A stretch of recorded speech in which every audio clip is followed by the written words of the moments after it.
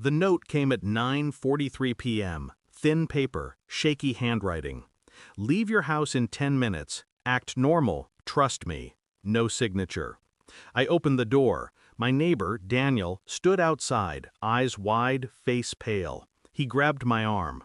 "Walk with me," he whispered. "Don't look back at your house." His grip was trembling but firm. We walked 3 blocks, silent except for the sound of our shoes against wet pavement. Then came the sirens. I turned. Against Daniel's warning, my house, my life, was engulfed in fire. Windows bursting, flames licking out like tongues of accusation. He didn't say a word, neither did I.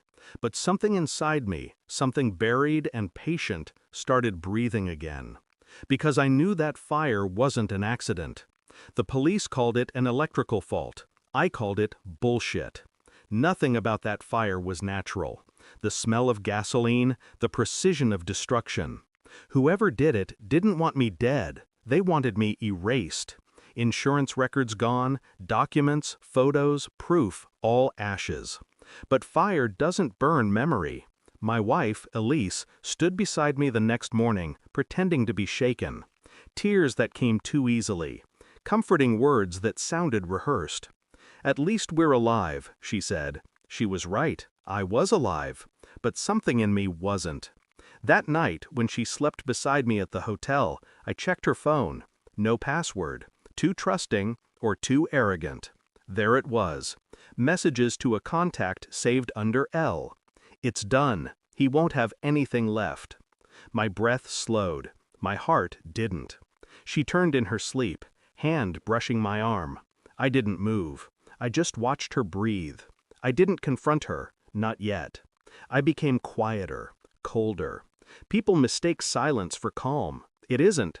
It's precision. I went back to Daniel, asked why he warned me.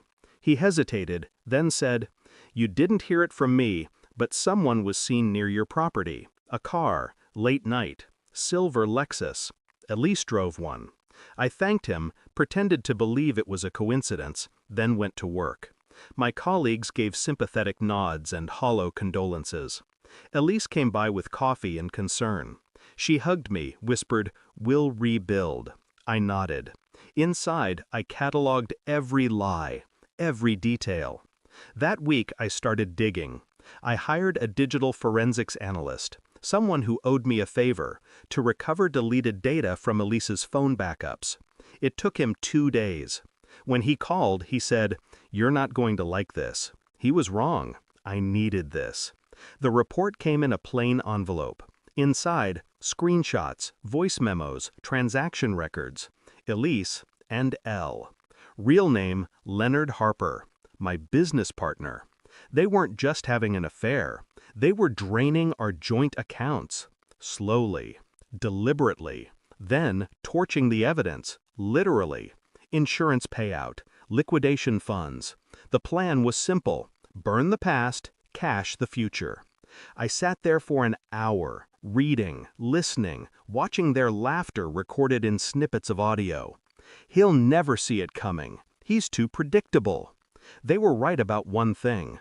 I was predictable, until that night. I waited 3 days, enough time for Elise to relax, to start planning our new beginning. We met at the insurance office. Leonard was there, playing the part of the supportive partner. Elise wore black, appropriate. I handed her a small drive. "Photos of the house," I said. She smiled. Leonard leaned back, smug. I pressed play on the screen.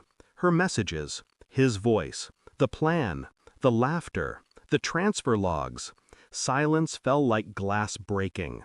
Elise's face drained of color. Leonard stood up, jaw tight, eyes darting.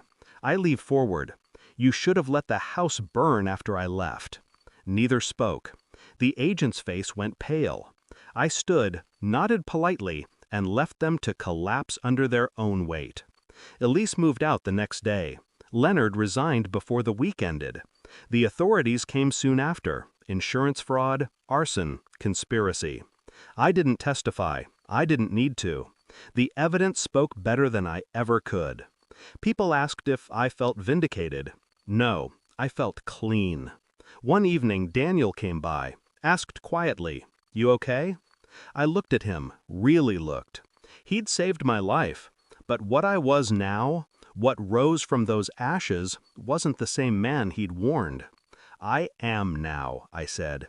He nodded, sensing something final in my tone. When he left, I stood by the window, watching the reflection of the empty lot where my house once stood. No ghosts, no noise, just quiet. And I liked it that way.